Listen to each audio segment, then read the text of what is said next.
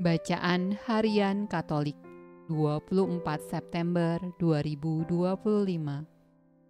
Marilah berdoa dalam nama Bapa dan Putra dan Roh Kudus. Amin. Allah yang berbelas kasih, sabdamu adalah terang dan pelita hidup kami. Utuslah Roh Kudusmu untuk membuka telinga, hati dan budi kami untuk mendengarkan dan memahami sabdamu. Doronglah kehendak dan tekad kami untuk mengamalkan sabdamu dalam hidup dan perutusan kami sehari-hari. Amin. Bacaan dari Kitab Esra. Pada waktu korban petang bangkitlah aku dan berhenti menyiksa diriku. Lalu aku berlutut dengan pakaianku dan jubahku yang koyak-koyak sambil menadahkan tanganku kepada Tuhan Allahku. Dan kataku, "Ya Allahku, aku malu dan mendapat cela, sehingga tidak berani menengadahkan mukaku kepadamu, ya Allahku. Karena dosa kami telah menumpuk mengatasi kepala kami, dan kesalahan kami telah membumbung ke langit.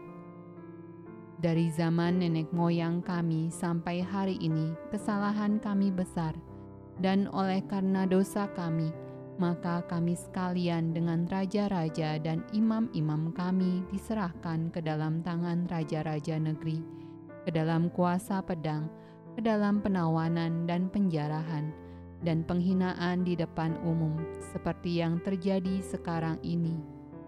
Dan sekarang, baru saja kami alami kasih karunia daripada Tuhan Allah kami yang meninggalkan pada kami orang-orang yang terluput, dan memberi kami tempat menetap di tempatnya yang kudus, sehingga Allah kami membuat mata kami bercahaya dan memberi kami sedikit kelegaan di dalam perbudakan kami.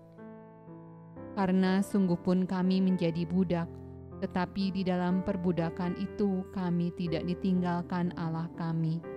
Ia membuat kami disayangi oleh raja-raja negeri Persia, sehingga kami mendapat kelegaan untuk membangun rumah Allah kami dan menegakkan kembali reruntuhannya, dan diberi tembok pelindung di Yehuda dan di Yerusalem.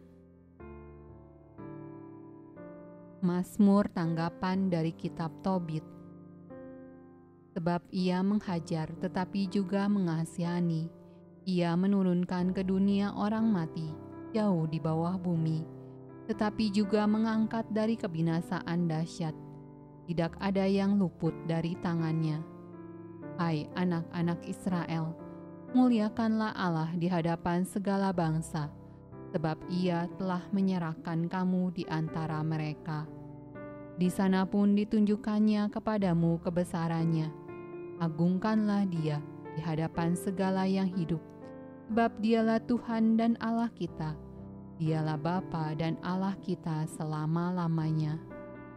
Dihajarnya kamu karena kejahatanmu, tetapi kamu semua dikasihinya kembali dari antara segala bangsa tempat kamu diserakan. Hendaklah seisi Yerusalem menyebut dan memuliakan Dia." Bacaan dari Injil Lukas. Maka Yesus memanggil ke-12 murid-Nya, lalu memberikan tenaga dan kuasa kepada mereka untuk menguasai setan-setan dan untuk menyembuhkan penyakit-penyakit. Dan Ia mengutus mereka untuk memberitakan kerajaan Allah dan untuk menyembuhkan orang.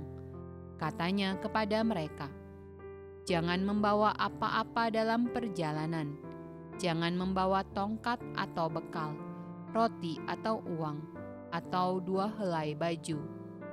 Dan apabila kamu sudah diterima dalam suatu rumah, tinggallah di situ sampai kamu berangkat dari situ.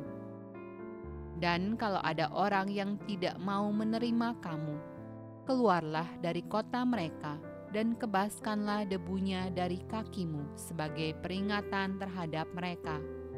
Lalu pergilah mereka dan mereka mengelilingi segala desa sambil memberitakan Injil dan menyembuhkan orang sakit di segala tempat.